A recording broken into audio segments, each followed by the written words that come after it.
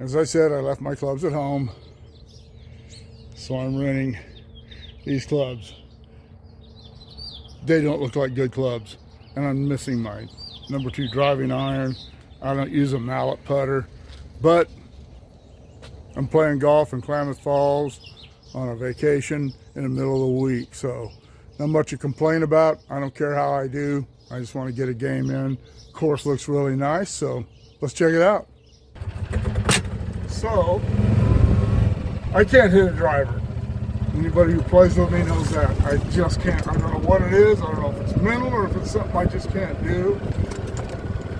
But the biggest club I have other than a driver in this rented set is a 7 iron. So I'm having to tee off with a 7 iron. And they don't have golds here, just blues, blacks, and reds. So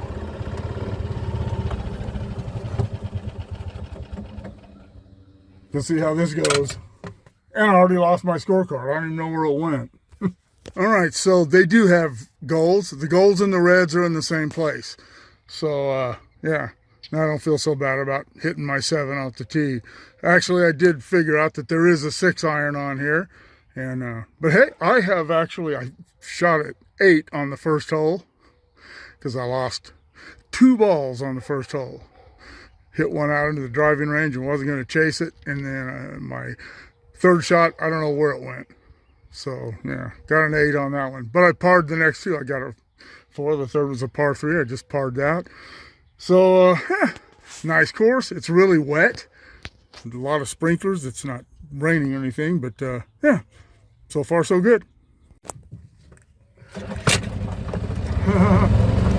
So far, too awful bad.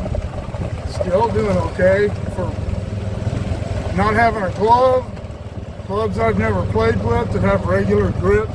I have custom grips, but it's a beautiful course. Oh, and their golf carts are gas powered, and I am having one. Oh, here we go. Without a card with a map on it. I'm having a heck of a time trying to figure out where the next holes are. Their cart paths aren't continuous, and they're dirt and they're all over the place. So it's kind of hard to tell where you are. As I said, everything's wet, and these cart paths they got mud holes in them. And some of these holes do have golds, but they're way in front of the reds. Some of the courses in Bakersfield are like that too. So on those holes, I will go ahead and play from the reds. I won't go up and play from the golds. Red's good enough. So, yeah. And for those of you who don't know, the gold tees are for seniors, and I are a senior. Red tees are for ladies, but in a lot of cases, the ladies can hit further than a lot of seniors. And they do that for pace of play. If we got some guys out here that are elderly and don't have much of a swing anymore, and it just keeps the game moving a little more quickly. And there are some ladies who can smash the ball. So yeah, that's why they do it that way. Well, I shot a 49 on the. They started me on the back on 10, and I shot a 49, which isn't bad considering I lost 2 balls and using clubs way different than the clubs I use, and having to tee off with a 6 iron. But actually my putting was very good. The greens are really nice at this course, and so yeah, salvaged a 49 out of it. And now they've got me, and now I'm going off on 1, and I'm behind a bunch of people. I played the front and I played my first 9. The back I played in an hour and a half. This is not going to go as smoothly this time, I guarantee it. Well, I feel like I'm playing pretty well on the front, back, on the back that's the front. But yeah, I was mistaken. I saw that group take off ahead of me from the pro shop, but they were just going down to the practice putting green. There's no one in front of me, and there's no one behind me. There is a guy behind me, he's a couple holes behind. But I'm having a good time. My scores are okay. But for playing with what I have, I'm not going to complain. I even found a ball to replace one of them that I lost. So yeah, keep swinging. Got 3 more holes and I'll be done in a hurry. So yeah, probably head over to Train Mountain after this and see what's going on. All right, let's finish this off. Well, I shot a 47 on the back, so I got a 96. Not bad for what I had to work with. That's not bad. That's about what I usually shoot anymore.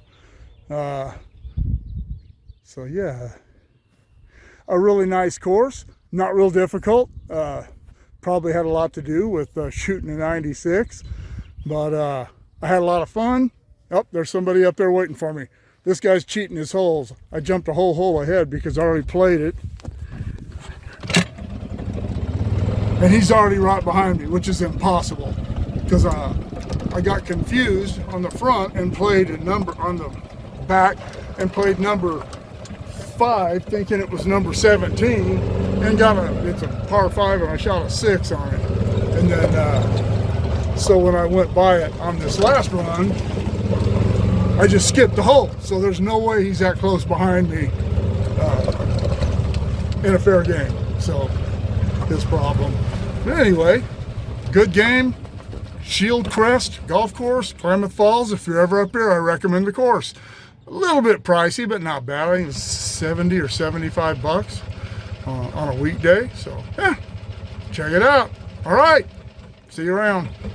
And there is Roger Freimeyer's entire train.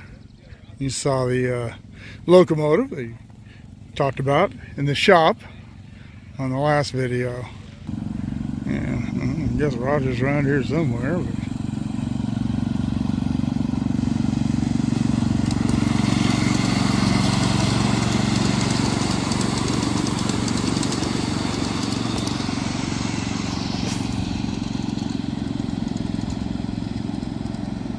they want to hear your whistle.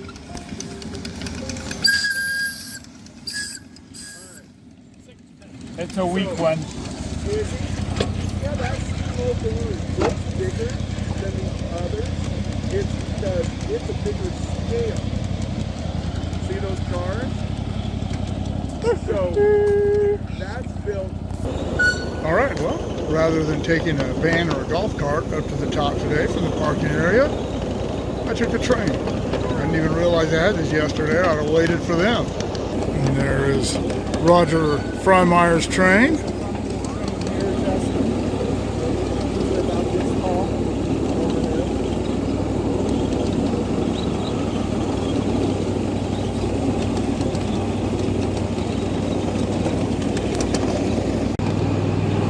All right, this train takes us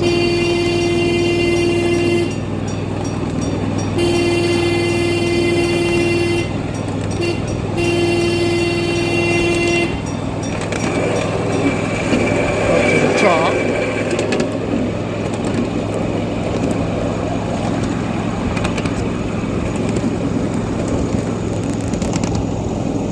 So it's going to take us on a different route than the one I was on yesterday for 2 trains.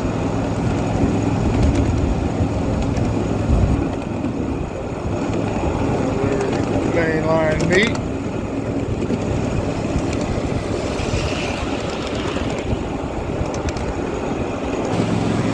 Being pulled by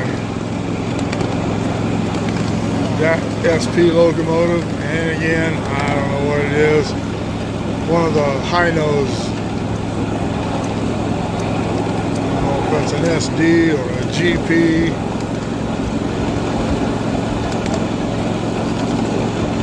Something or another, but it's painted daylight livery and it looks really cool.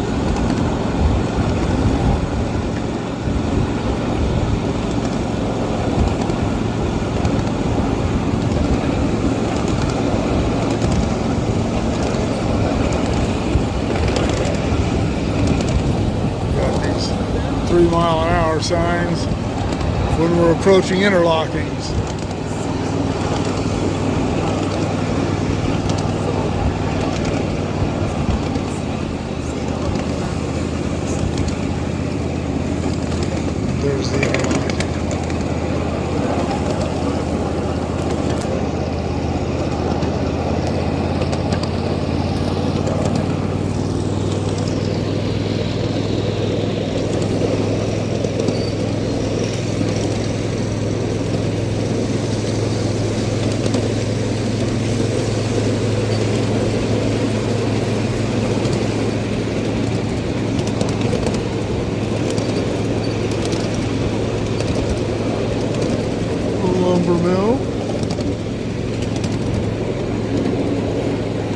This is so much neater than riding on the golf cart up here, or they have a van that they wedge a bunch of people into. There's one going down the hill.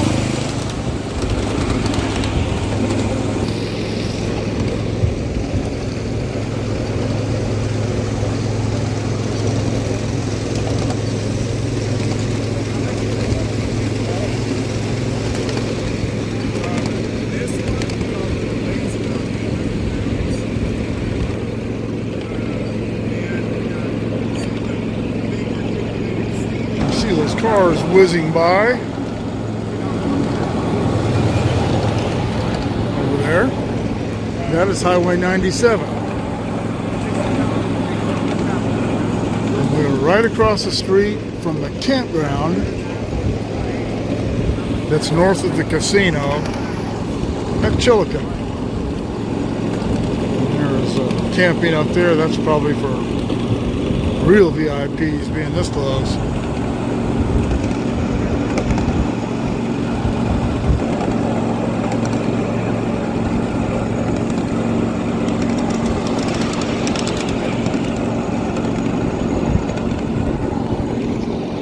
See a lot of these, I talked about it in the video from yesterday, a lot of these what appear to be family trains, and that's cool.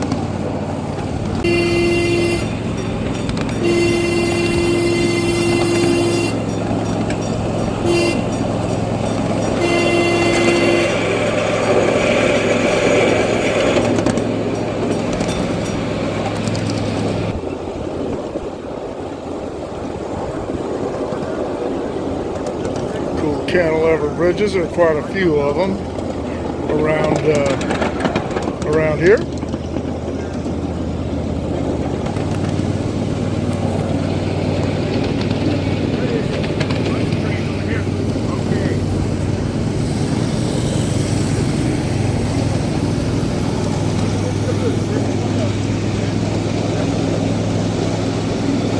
Oh, nice Rio Grandes.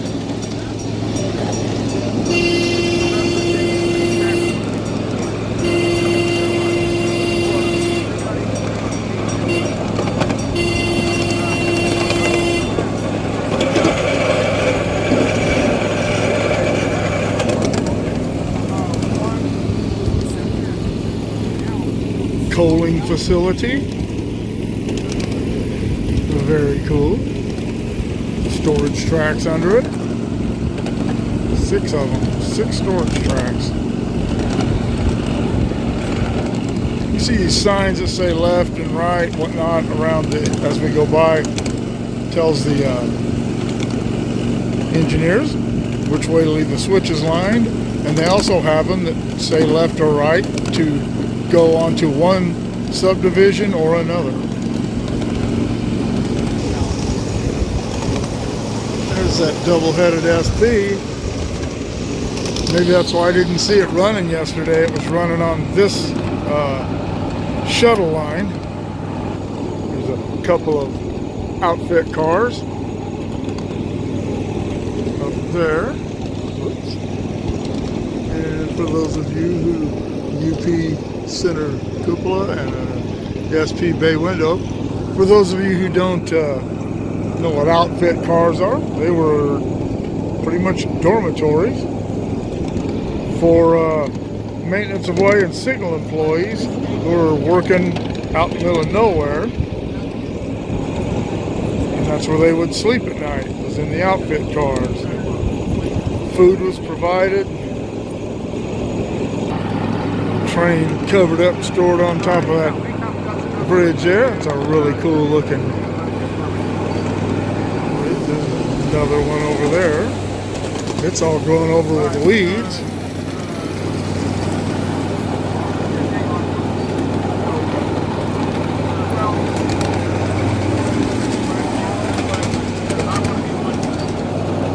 Just dawned on me that I left my power cord. I have a portable battery charger for my phone, but I left the cord in the truck. The same thing yesterday, but hey, I can ride a train down there this time and get it.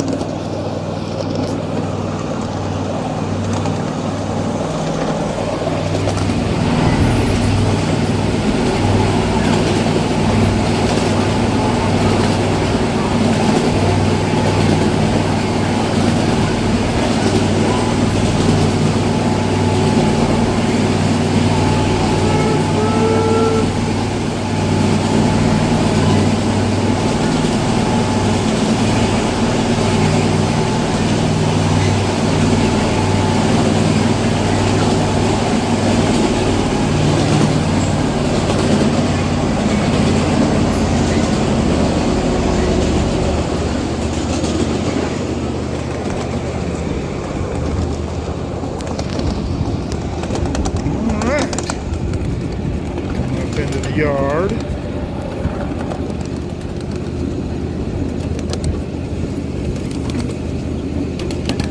what, I don't know.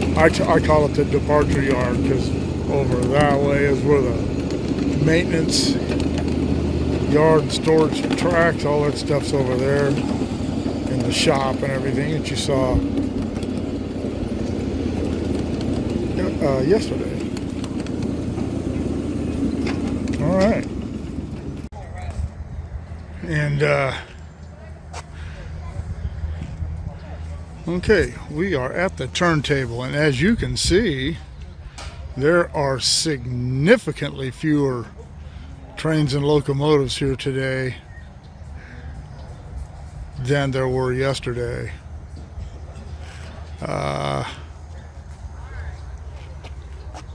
I count about maybe 15 or 16 up here right now.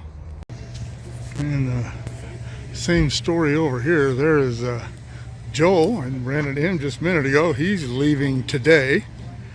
And there is the locomotive and the train that I rode up from the parking lot. All right, here comes that WP that was sitting there yesterday.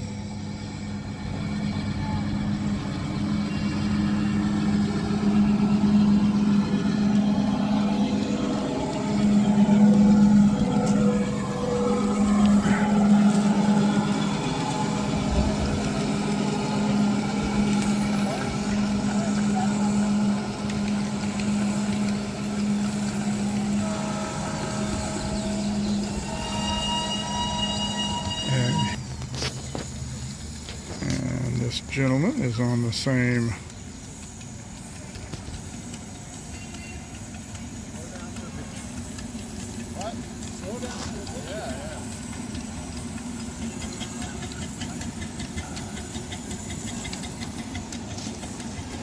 Looking good. Oh, great. I saw you guys were gone again. Oh, nope. All right, they were all blocked up here for a while. They finally got underway. I think one of the loading tracks was fouling this track these trains are on, but I just spoke to the lady that's on the back of that train right there, and she said they're going to be here tomorrow, as will these folks. And she said she was surprised when I told her that so many of the steam locomotives that were on the loading track are now gone.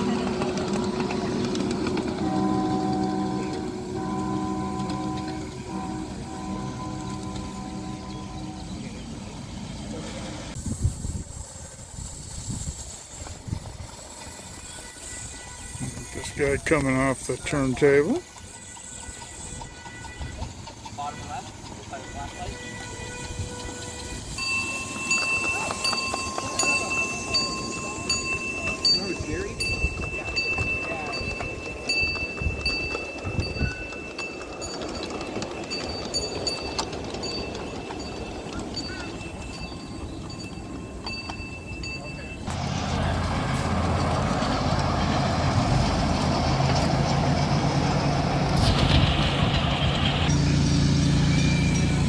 There's the double-headed SP that I wanted to show off. They're showing off for sure. And that's the one I'm going to ride down to the truck and get my cord and drop off my jug. All right, taking this train down. So we'll get to see another route.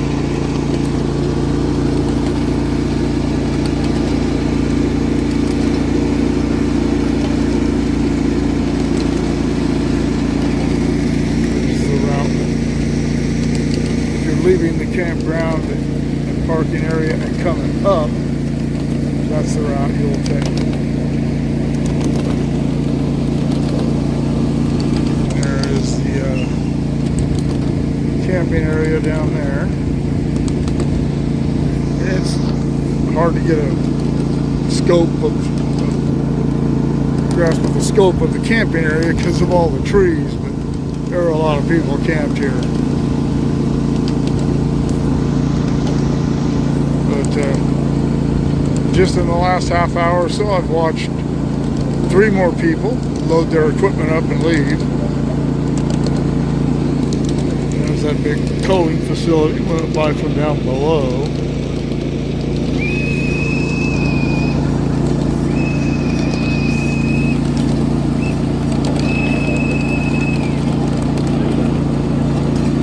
He doesn't have a horn on this one. If you're coming here any other time than during the Triennial, that's where you come in. Just drive in there and park right up where all the static displays and up by the depot or the departure yard or whatever.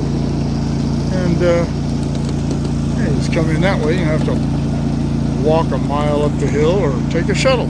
You're already there.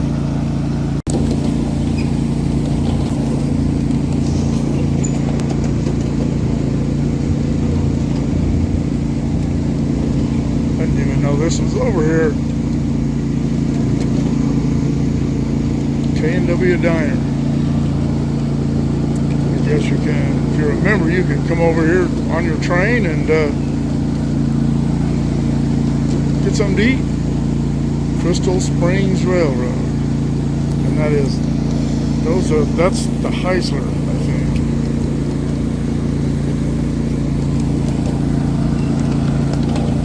Small turntable there. Another storage facility. More storage there.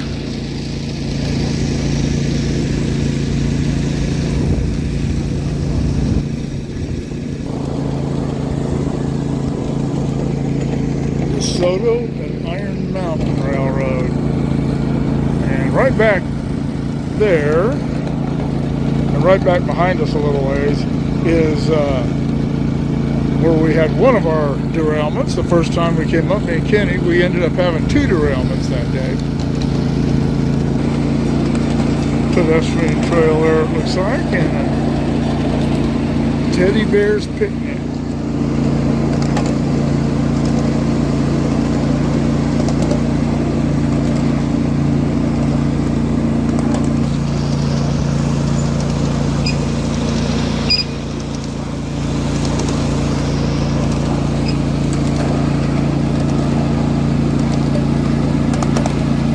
This is a route that I haven't been on at all before. Very cool.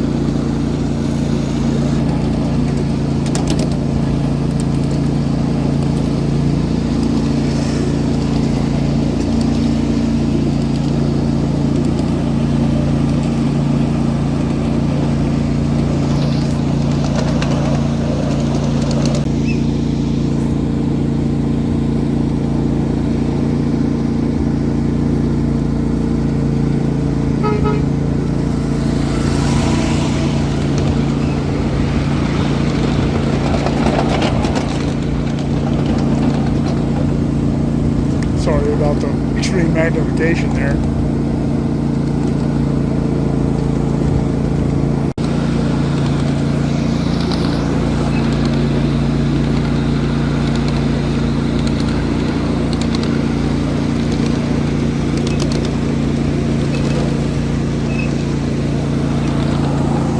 Oh, this one sounds cool.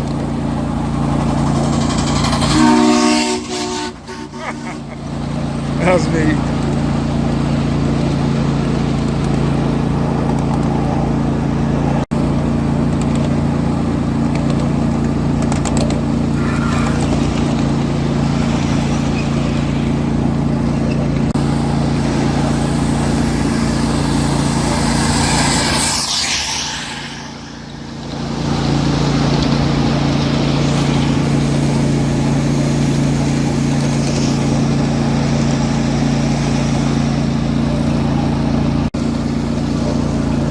In case you're wondering, these locomotives on the head of this are gas powered.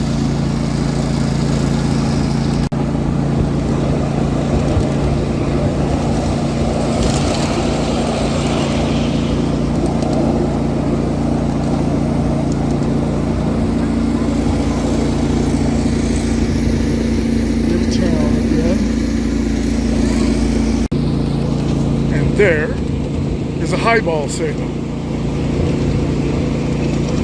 The way those work, those are the very first types of train signals. If the ball was at the top, that meant that you could keep going and there was nothing in front of you, and that was a highball. If the ball was down at the bottom of the staff, that meant you had to stop. So, when you hear the term, railroad term, highball, not the drink, now you know where that came from. For those of you who didn't know, I'm sure some of you already did.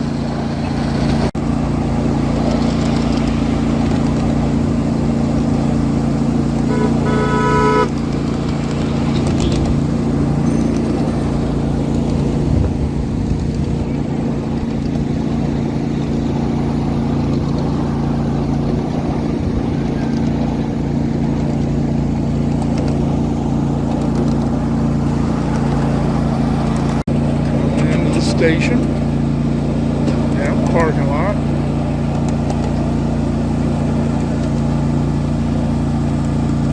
I'm going to go sit in the truck for a minute, charge my phone, have a snack, and contemplate whether or not I'm going to go back up or go chase some rail trains. All right, well, you saw Lilyville from the train.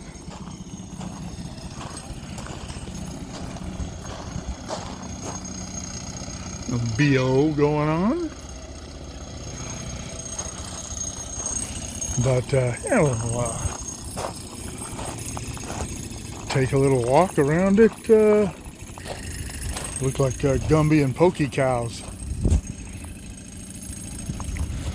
but yeah, pretty popular destination for people to get off and check things out. Yeah, when Kenny and I came up here, as I said yesterday when I was here, we parked here for quite a while, and they told us all about the origins of all of this and construction.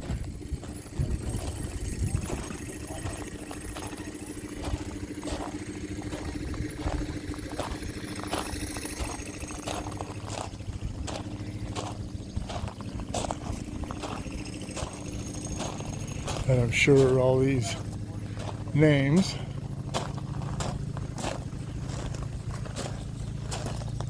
are members that have been involved in getting this done.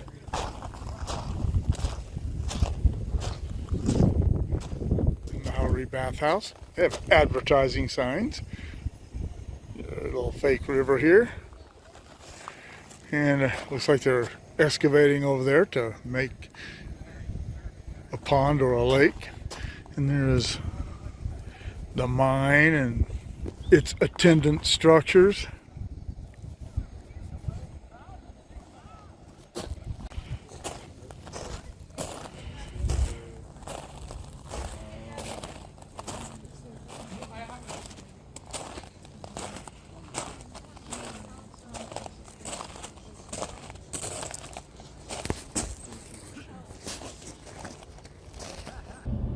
Well, it is almost 3 o'clock, and I don't think I'm going to go back in there. I've got all the riding I want to do today. I got a couple of the ride up and the ride down were fine. Those last about 20 minutes each. And nobody I know's here. Joel's gone. Carter Green was up here. Carter, sorry I missed you. He was up here yesterday, but haven't bumped into any other subscribers or whatever. And it's a little warmer today than it was yesterday, and I think I'm actually going to take the drone down to the yards in Klamath Falls and see if I can't catch some cool footage down that way. So all right, here are the URLs, my PayPal and my Patreon. If you can help the channel out that way, I'd sure appreciate it. Keep shooting me the ideas. Drop me comments below. Shoot me an email at motorport59@gmail.com. Like, share, subscribe. Click on the bell if you want to be notified of future content. And we'll see you tomorrow, I guess, for the steam parade.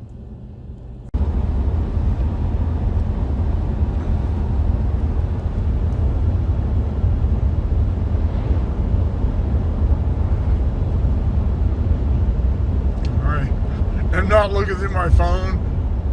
As you know, as I said, my GoPro clip broke. But that is looking, I'm on Highway 97, and that is looking generally south across. This would be Upper Klamath Lake. It is a big old gigantic lake. And yeah, I wish the GoPro was working.